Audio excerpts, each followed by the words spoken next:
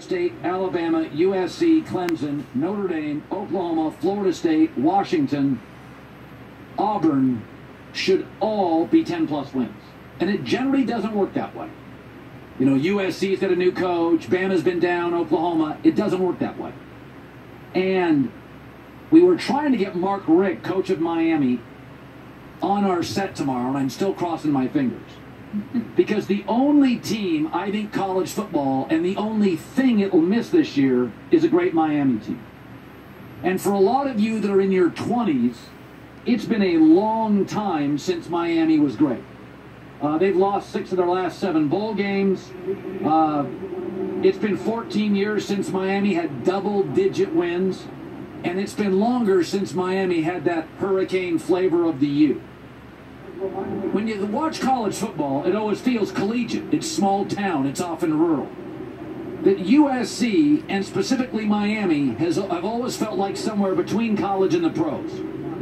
And I really believe what I'm about to say. In the history of college football, the greatest teams ever were the Miami Hurricanes at their best. Alabama may win more national titles, but Alabama's never had world-class NFL-level quarterbacks. The SEC last couple of years hasn't provided a great deal of, of an obstacle, except Ole Miss, and they were cheating. Alabama players don't go to the NFL and dominate the NFL the way the Miami Hurricanes players did. And college football misses Miami. There was a vibe and a swagger and a uniqueness to Miami, and I always think about the Hurricanes when I'm here. In fact, I would argue there has never been in American sports, and never will be, a fan base like the Miami Hurricanes. Now, we all know there's a lot of bandwagon Cowboy fans, that the Cowboys get good, and all of a sudden, their fan base expands by like 30, 40, 50%. We all know with Notre Dame or the Yankees, they've got a lot of fans, but when they get really good, their fan base expands by 30, 40, 50%. Oh, it's different with the Miami Hurricanes. Literally, when they're good, their fan base expands by 99%. They're virtually all bandwagon fans because they live in a city which is an event town where there's pro sports and the best beaches in America, an international flair, shopping, restaurants, a million things to do. The Keys down south, golf courses up north. So the Miami Hurricanes are basically almost solely a bandwagon fan base through and through. They're almost like a trend that falls upon the scene and then disappears like a year later. Remember back in the 80s, 90s, the pet rock? You ever see a trend come into fashion and then leaves in a year?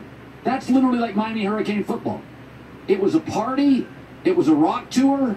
It was almost all a bandwagon fan base, which I've never cared about. I mean, you don't get bonus points for going to games for 20 years if it's boring and they're a bad team.